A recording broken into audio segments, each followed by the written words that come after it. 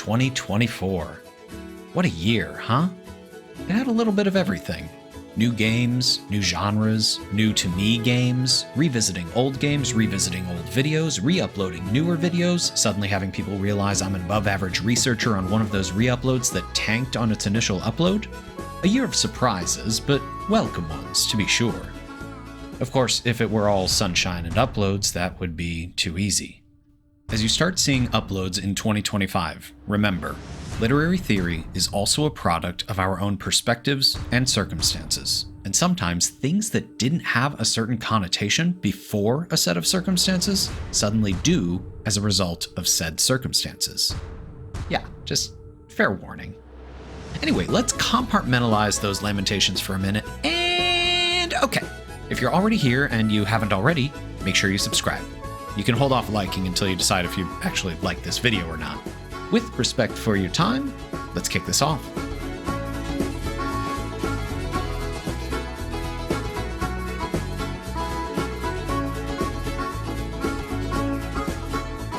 Now, with our eyes ever on the horizon, behold, the Wishlist. Returning champions have a ribbon, in memoria have a candle.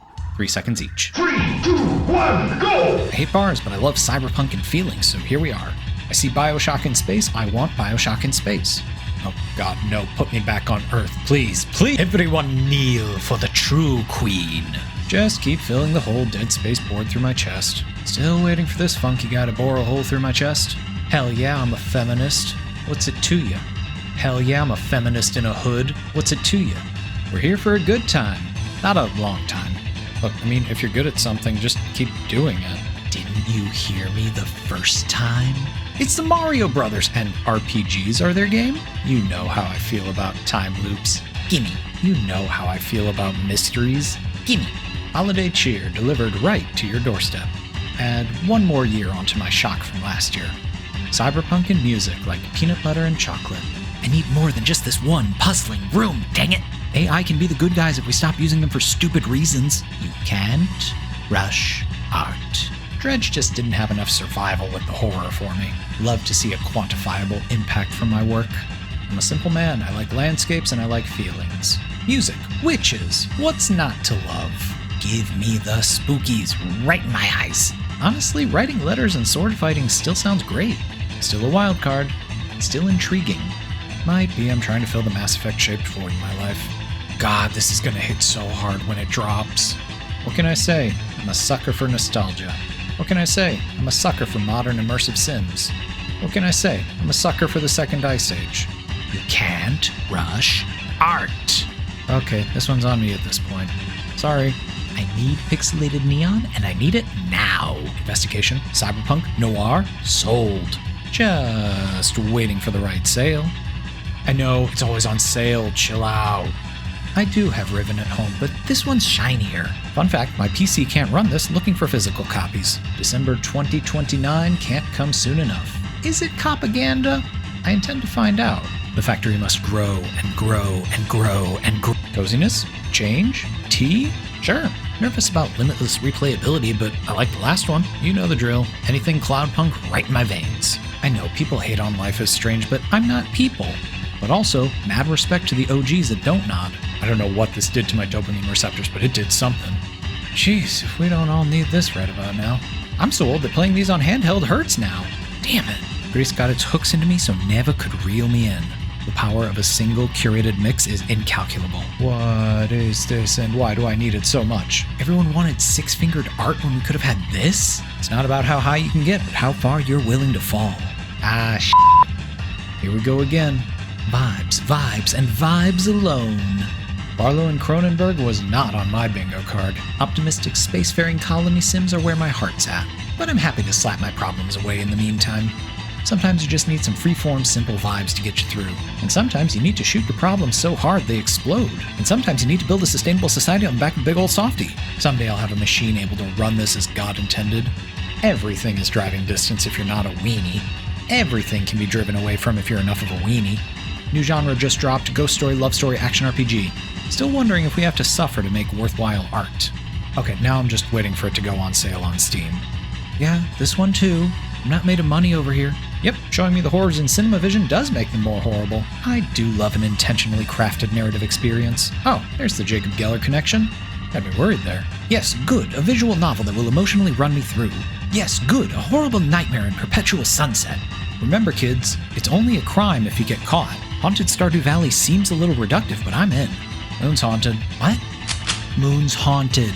I'm not against gamifying grief, but I am intrigued. Chronoheads are doing well for themselves lately. Ooh, no, not this Chronohead though. That doesn't look good. I fell back into F-Zero vibes way too quickly with this. Time loop, time loop, time loop. Ah yes, my one-way ticket to tears back in the station. For those of you just joining us, this game slaps. Still haven't completed 1 or 2, but that will not stop me. Complete! What am I missing from my wish list? You'll let me know, won't you? But in the meantime, everyone's favorite part. Warranted anger directed at me for not having played a game yet, even though it's downloaded to a machine mere feet from where I'm sitting. The Backlog. 5 seconds of hype each. 3, 2, 1, go! I don't think I gave the demo a fair shake when it dropped in the past, but I'm willing to acknowledge when I was wrong. I am finally ready to bring all these arrows to a mecha fight again. Would you believe I made it to the start of Chapter 5 years ago and then stopped? I'm gonna have to save a little bit more than last time to avoid endgame soft locks, but we'll get there. Haven't played in years, I'm out of practice, so I'm about to get rocked. Nostalgia? A return to form? Comfort? Familiarity? Don't care. Excited to have it. I am bumbling into this one as blind as possible, and I would have it no other way. War. Huh. Yeah. What is it good for? War. Huh. Yeah, what is it good for? Art. Huh. Yeah, what is it good for? What's the statute of limitations of playing the remake of a 20-year-old game you just got around to 6 months ago? Oh, so we're all losing our minds over the sequel to Astro's Playroom? All right, let's see what's up. Success! You know what? I remember that list being longer last year. Go me. Now, for the podium. My best of my year. So, not in terms of what actually released this year, but what I experienced this year. Somewhere between all of the games and such, I also tried to watch things. Nothing profound, really, but still the sort of thing that hit a chord with me. My adventures with Superman. I'm always tickled when stories manage to make Superman feel human and to emphasize that humanity. Both seasons of the show grapple with everything that means, from identity, friendship, family, power dynamics, and legacy, and wraps it all up before it feels the need to retread all too familiar ground of the mythology. Kite Man, hell yeah.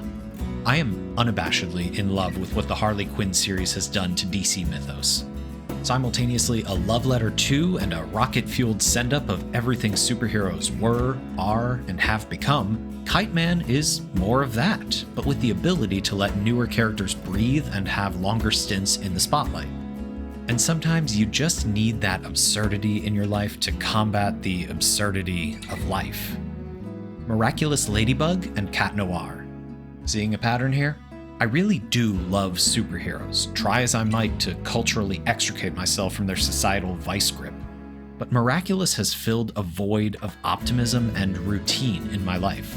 Each episode is generally going to follow the same beats, just with a different villain of the week and/or teenage drama. And in the end, Paris, inexorably, is made better by the actions of a small, determined group of people, both superpowered and not. Shorzy. This may be one of the smartest, dumbest shows I've ever had the privilege of knowing. Following hot on the heels of Letterkenny, the dialogue is quick and sharp, the circumstances laughable, and the emotions surprisingly poignant when they hit. It is a comedy show first and foremost, relying on its dialogue and delivery most of all.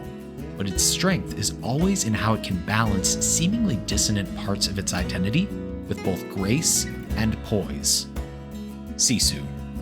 I remember seeing the trailer before John Wick Chapter 4 in theaters and immediately knew that I needed it in my life. All you need to know, and the main reason why I loved it, is that there's an old man who loves his dog who absolutely brains a bunch of Nazis because they decided to get up in his business. You gotta hate the timing of it all, but them's the pits. Godzilla -1.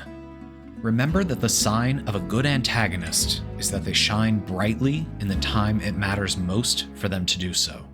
We can acknowledge that the rubber suits and model cities were scary 70 years ago, but now we can acknowledge the monster's scope, its overwhelming power, be struck with terror at its capacity, its nonchalance, the destruction it causes to humanity. And in the end, our human drive to help one another live, to survive, to see the end results of a hard-won fight together. Furiosa. If there's one perk of an inconsistent work schedule, it's that I can go see matinee movies that no one else is in the theater for. Furiosa was one such treat. Mad Max Fury Road holds a treasured place in my heart, and Furiosa does more with the foundation Fury Road laid out. It is a rare instance of wondering, I wonder how this character got to be who they are, or, I wonder what happened before this movie, and actually having the answers pay off in a meaningful and beautiful way. Plus, the action scenes slap. Dropout. This is my comfort streaming service for 3 specific reasons. Make some noise, filling the void in my heart that Whose Line Is It Anyway has long since left behind. Smarty Pants, showing me the true potential of a PowerPoint party. And Thousand Airs, because sometimes it's just nice to see friends being friends with each other. It is as consistent in quality as it is unpredictable in material, as hilarious as it is honest. It is an ideal streaming service, doing a few things extremely well with incremental growth on the horizon. But let's be real, I'm always much more of a game guy. In no particular order, my favorite games that I played in 2024. Baldur's Gate 3. True to expectation, Larian gave me the opportunity to go through a fully fleshed out D&D campaign and get the satisfaction of an ending. True to expectation, I got to be a good person in a world that could use good people. True to expectation, I accidentally botched any opportunities for romance because I didn't want to sleep with anyone during the first shindig. My buff wizard is a slow burn romantic, don't punish me for that. Amnesia, The Bunker. The Amnesia series never really hit for me, try as I have to get into it. But The Bunker was a perfect realization of what its predecessors tried to get me to feel. Genuine fear, panic, and above all, a sense of respect. There was no finicky sanity mechanic, there was just me and the actions that I took in the world's worst game of cat and mouse. When I got caught, I was responsible for it. And that is the scariest feeling of all. Balatro and Vampire Survivors. I'm putting these two together because of what they collectively did to my brain. While fundamentally different, Balatro's intentionality against Vampire Survivors' freneticism, they both sank hooks directly into my limbic system and took me for a ride. They grew with my experience, both in what I had access to and how I understood the game's mechanics themselves. They were both fantastic to pick up on a moment's notice to see what I could do, and then go back to something else. In their own ways, they perfected both the short-term loop of a single session with the long-term loop of progress and understanding. The root trees are dead. This was the mystery game that reminded me why I loved mystery games in the season of Mysteries Afoot. It hits all of the points it needs to, is neither too lenient nor too cumbersome with its approach, and makes every scrap of information you glean feel like a hard-won victory. It is a great puzzle that presents itself as a near-perfect mystery. Hades 2, Early Access. I have gushed before about how much I love Hades and how, arguably, Supergiant still delivers a fully functioning game in early access, gameplay and narrative alike. I know I'll go that much harder for it once it's in full release mode, but the fact that I still want to go back to it, to explore, to fight, to talk when the edges still aren't sanded, that's a testament to Supergiant's magic touch. Silent Hill 2 and Silent Hill 3.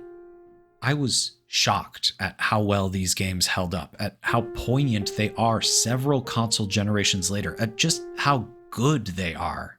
Even dropping combat to an easier setting still made me tense and scared and unnerved at every corner, every hallway, every street. Only 2 decades after their release, they feel timeless in the way that great written literature is. That people can experience it years later, maybe not even knowing what a VHS player is or why the character doesn't have a cell phone, and still have it mean something to them. Alan Wake 2. When you wait for as long as I have for a sequel, you can only hope that it meets your expectations. And Alan Wake 2 blew right past them. The atmosphere, the story beats, the delivery, the music, it was all exceptional, unforgettable, and inimitable.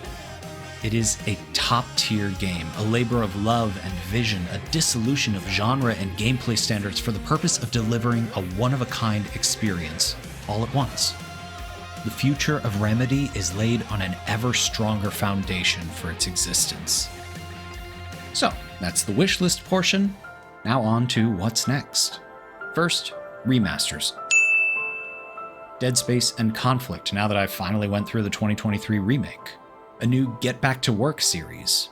Revisiting and expanding on Dreadful, Known, and Inevitable.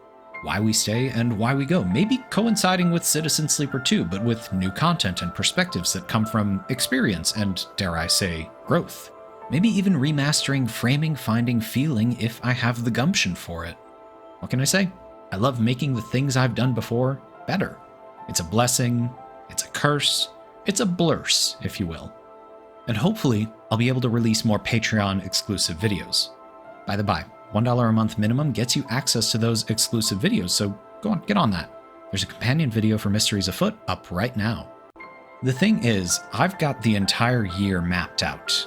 A planned video for every month. But every so often, something comes along, or someone comes along, and they just twist my head in a certain direction.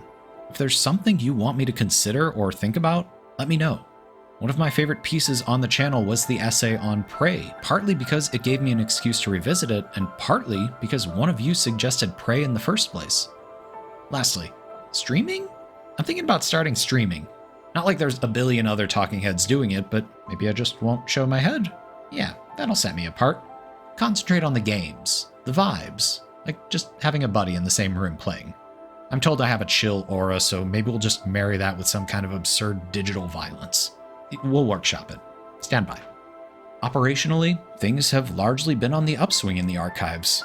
A string of re-uploads with improved audio quality paved the way for me joining up with the YouTube Partner Program, and we've seen some new folks jump on the Patreon in 2024. Genuine thanks to Maxine, Derek, Simply Mav, and Duncan for being along for the ride. It truly means the world to me to have your support. I say all this because, look, you like the content, I like making the content, and direct channel support makes it that much easier to keep us both fulfilled. For but a single American dollar a month, you can sidestep all those pesky data mined ads on YouTube, watch the content 2 days before its release on YouTube, get your name immortalized on all videos you're a supporting member for, and you can watch exclusive bonus videos. Higher tiers get you voting privileges, bigger names in the credits, and maybe access to secret rooms in a yet inaccessible Discord server. If there are other rewards you would like to see, by all means, let me know. Once again, you've been listening to me longer than I deserve, but I appreciate it all the same. Expect more ludicrous takes, emotional vulnerability, and cited sources in the months to come. Thank you for watching, truly. Take care of yourselves, and I'll talk to you again soon.